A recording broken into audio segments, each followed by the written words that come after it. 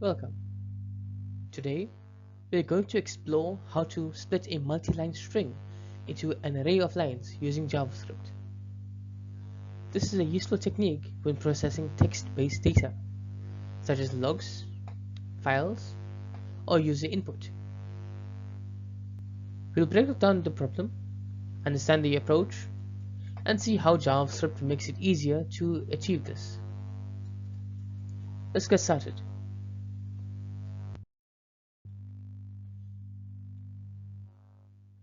Often, we work with text data that spans multiple lines, whether it is a log file, user input, or a formatted text block.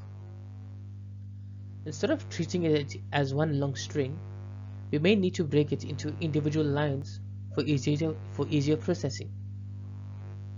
Our goal today is to write a JavaScript function that efficiently does this. The function splitlines uses JavaScript split method, along with the regular expression to break the string into multiple lines. The regex /r?n/ ensures compatibility across different operating systems. Windows uses \r\n, while Unix-based systems use \n. This makes our solution robust and portable.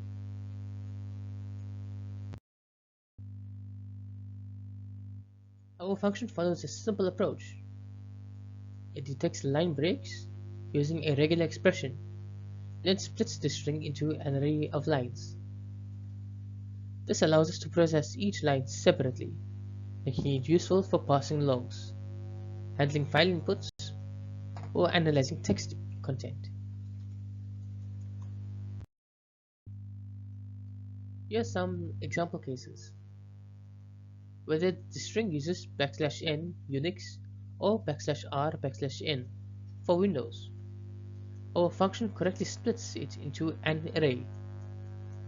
This ensures cross-platform compatibility, making it a reliable solution for handling multi-line text data.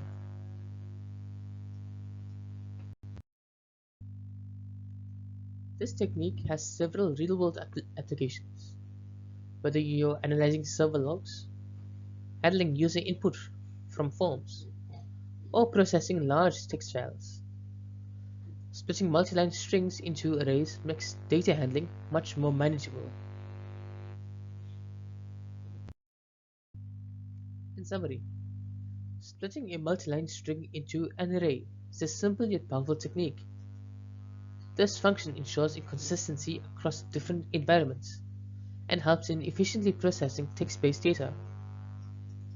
You can extend it further by removing empty lines or integrating it into larger text processing workflows.